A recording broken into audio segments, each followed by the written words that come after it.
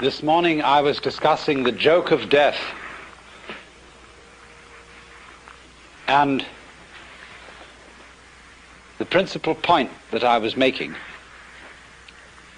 was that death and life, or that is to say, in other words, the interval and the event, death being the interval between events, between one appearance and another of human beings, in the same way as winter is the interval between the appearance of the leaves in spring and their disappearance in the fall. But there is, you see, the chronic fear that the interval may be all that there is, that the interval may triumph, and there may be no event. And I was trying to show you that there is a polarity between the event and the interval between events, in such a way that you can no more have the one without the other than you can have the crest of the wave without the trough.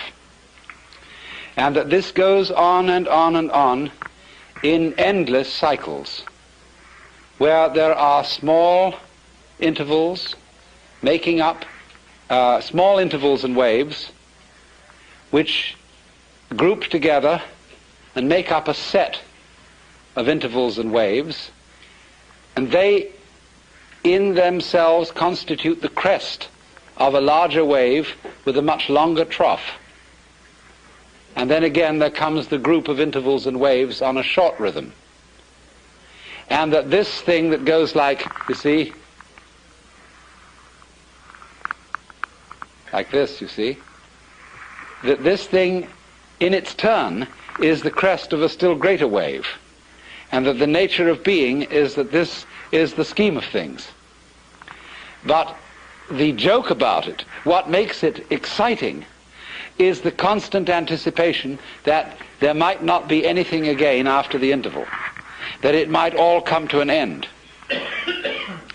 And the real problem, in order to turn death into a joke, that is to say, suddenly to recover from this terrible anxiety that it might be finished, and then transmute the vibration trembling of anxiety into laughter. It is the same thing. Only the trembling of laughter is the trembling of anxiety seen from a different point of view.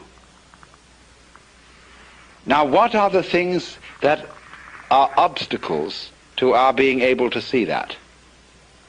It's almost as if life were itself a guru. And you know how gurus throw out tests to their students to see if they can pass these various initiations, all of which require nerve in the face of some formidable obstacle. All fairy stories are full of this. And so life itself throws out all kinds of reasons for supposing that we are faced with something serious instead of something playful. And I want to discuss with you a few ways which in Western history this obstacle has been thrown out, and how we today are bamboozled by these obstacles. In the history of Western civilization, there have really been, in the past 2,000 years, two dominant mythologies. One has had a long run and the other has had a fairly short run. But they are both ways of terrifying you so that you won't see the point. But at the same time, they are perhaps not merely negative things, but challenges, barriers of the same kind that a guru would offer. For example, in the study of Zen, each koan is referred to as a barrier. And if you can pass the barrier, you see, you get in. But the function of the teacher is to put the barriers up to see how you'll react to them. So, in a way, we could say that the two great mythologies which have dominated the Western world in the past 2,000 years are two barriers. The first, of course, is the Christian mythology. And in the Christian mythology, the individual is made to feel that he is strictly on probation, that he does not really belong, that if he is at all a son of God, he is so by adoption and grace. He isn't really one of the family. Let me explore the theology of that a moment. In Christian theology, God has only one Son. The monogenes, or the only begotten Son of God, who is the second person of the Trinity, the Logos, the divine idea of itself. The Trinity constitutes a family. And naturally, it's therefore threefold, because all, for the Greek mind, and it was the Greek mind that molded Christian theology, meaning entirely depends on the structure of the Greek language. And Greek, in common with all Western languages, and indeed also Sanskrit, from which it is derived, has a sentence structure in which there is the subject, the verb, and the predicate. And we can't make any sense without those three things. We have to have an I love you or an I know you sentence for there to be any love or for there to be any knowledge. There must be the lover. The lover can't love without having a beloved, and the lover doesn't relate to the beloved without the relationship of love between them. So there you have the subject, the predicate, and the verb. And so naturally, in Greek ideas, the very inner nature of reality of the Godhead itself must be threefold, following the structure of Greek thought and Greek grammar. So,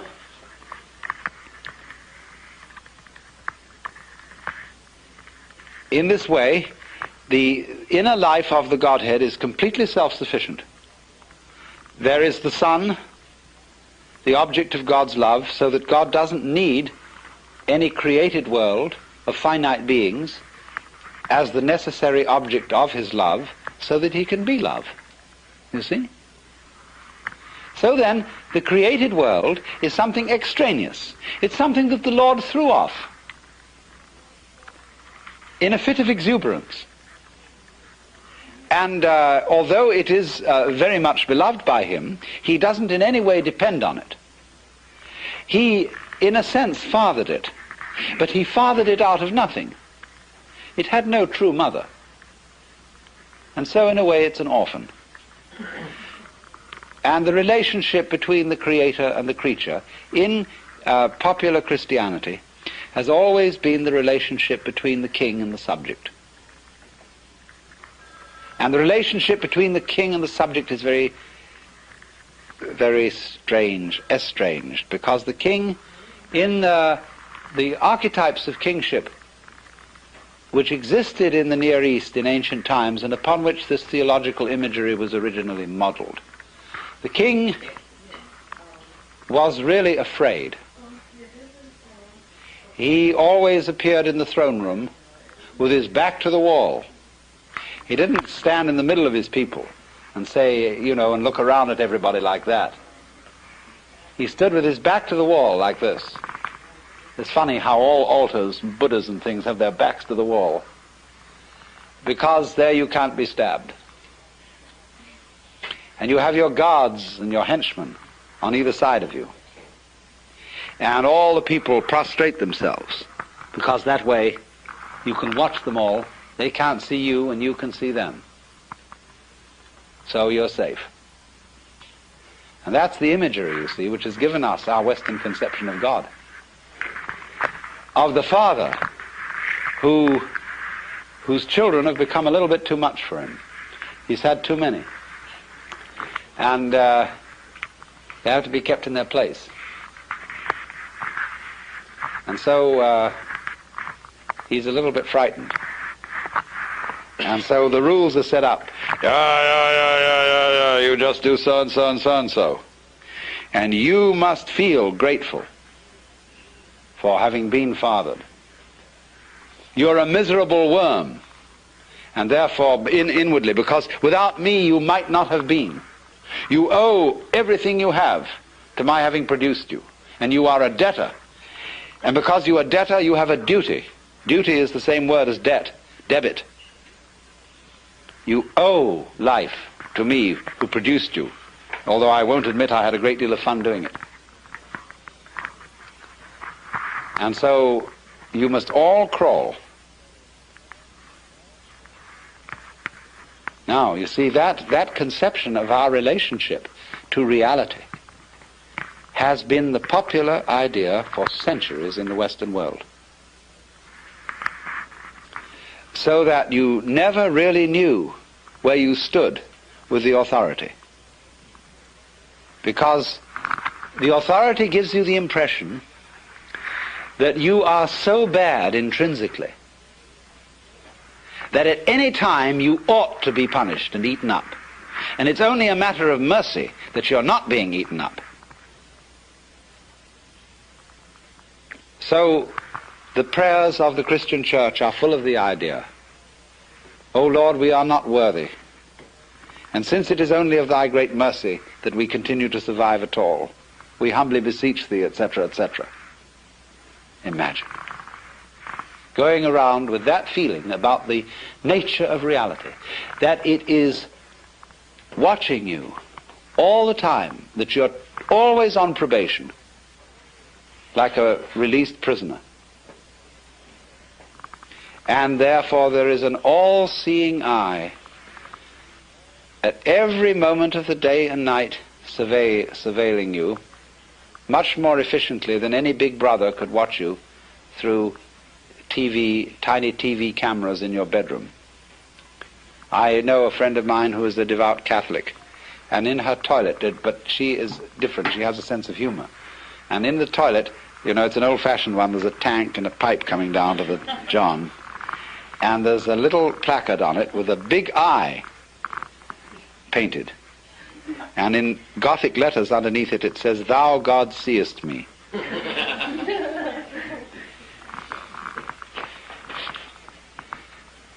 So always, everywhere, according to this mythology, there is the eye of the paternal judge watching you.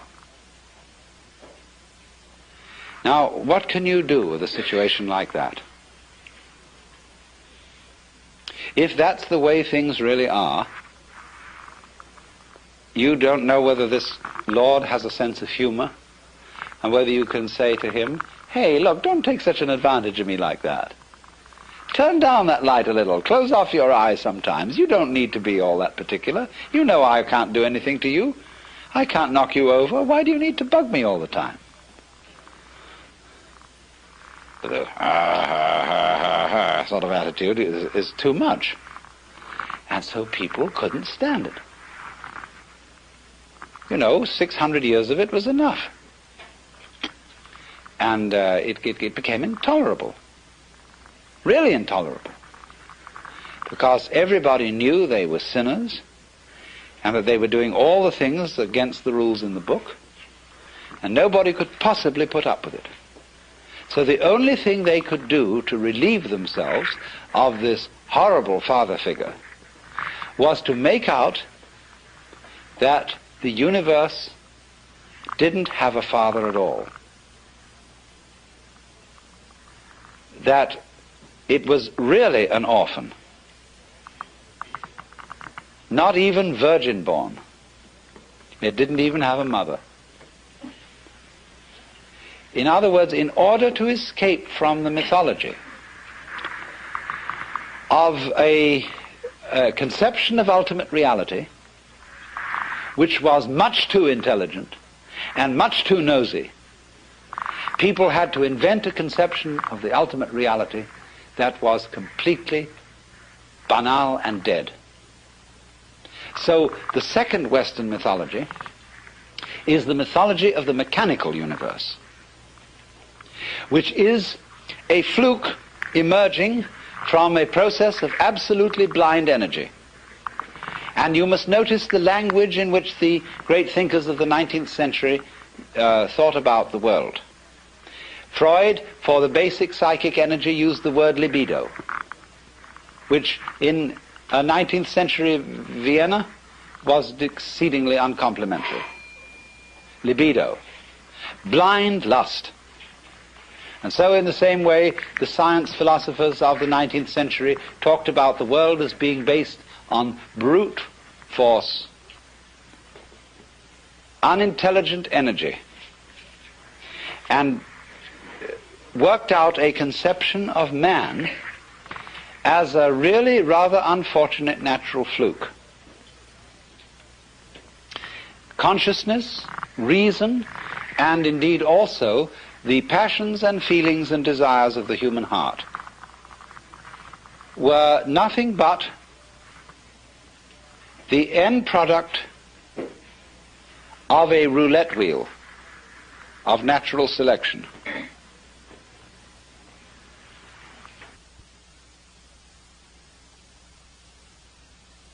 It's a most curious paradox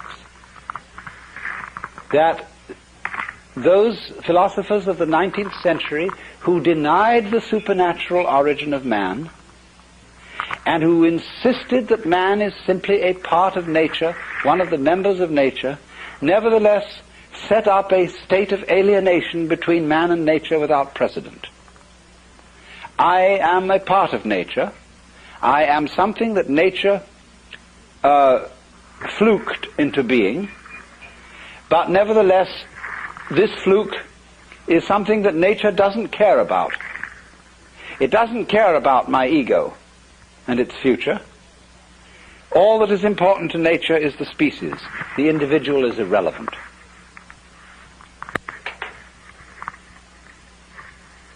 At the same time, this philosophy arose when we were becoming conscious of the sheer magnitude of the universe. And it took the first impression of this vastness as a pretext for making little of human beings and saying, what do you matter in this huge cosmos? You're just a little fluke. You're just a little nothing at all. This thing goes way on beyond all imagination. And therefore man is just so much fungus on a rock, and a very tiny rock at that.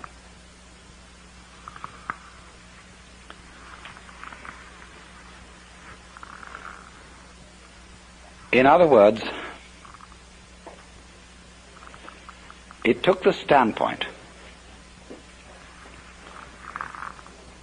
let's set up a scale between two limits. And this is the traditional Western opposition. On the one end of the scale to the left here, you have matter, the inert, the clay put into shape by the potter. On the other end of the scale you have spirit, which is intelligence. And these are what the mathematicians call limits. And a limit is something you approach, but you never actually get there.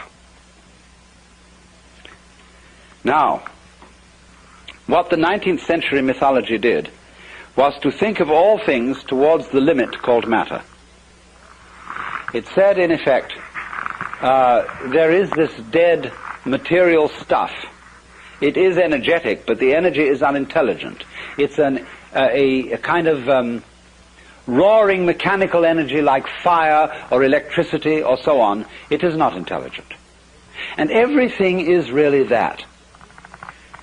What we call human intelligence and consciousness are merely complicated forms of this primordial energy. And they are nothing but that. In the same way, we are evolved from lower orders of animals, and I can trace my ancestry to a protoplasmal globule, Pooh-Bah says. And, that's what you really are. You're only a complicated protoplasmal globule. Now, do you see the intent behind this mythology? The intent is to deprecate. The intent is, as we say now, to put down the human being because the human being felt that hitherto he had been put up too far in the wrong way. You are a child of God, and the Lord loves you very dearly, but, that's just insufferable, to be put up in that way. You have an immortal soul. Your life is endless, but it can very well turn out to be a life of endless agony when you fry in hell. And that was a very serious threat to both Protestants and Catholics. And so it's much better, much more comfortable to have a dead universe than a living universe so everlastingly threatening.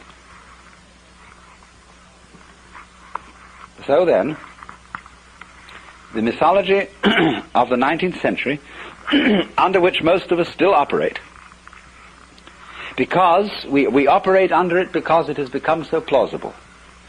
The science out of which this mythology arose has been so effective, it has produced such a marvelous splash of technological marvels, that its point of view, or the point of view of those scientists who started the whole thing going, has become amazingly persuasive and convincing. After all, if I can reach into your brain with a very, very subtle instrument, and I can poke about inside and press there, and suddenly, on a certain point when I press it, a world of memory comes to life so vividly that you see it before your very eyes. I remove the instrument, it vanishes. I touch another place. You experience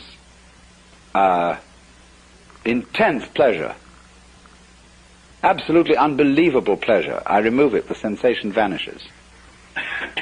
Every time I touch inside, you get a sensation externally of intense reality. And I say, after all, I was only just pushing things in your brain. You see what a push-button thing you are? That's it. I can just poke around and you can see anything. But all that's happening is I'm putting a little electrode or something on certain parts of your brain. That's all you are, poor fish. You're just that kind of a sensitive sponge inside your head bone. Well, that gets very persuasive, you see. And people are therefore in a position, they are prejudiced to favor a mythology that will make out that you are, after all, nothing but something or other.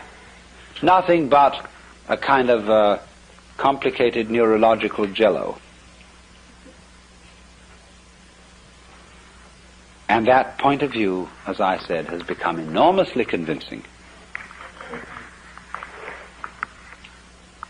It's plausible today, whereas the old point of view of God the Father and all the angels isn't plausible. It seems kind of weird in relation to what we know about the state of the universe. Now, what we have to see is that both of these points of view are equally mythological. And there's no more reason to take one than the other. And that what these points of view reflect are nothing other than certain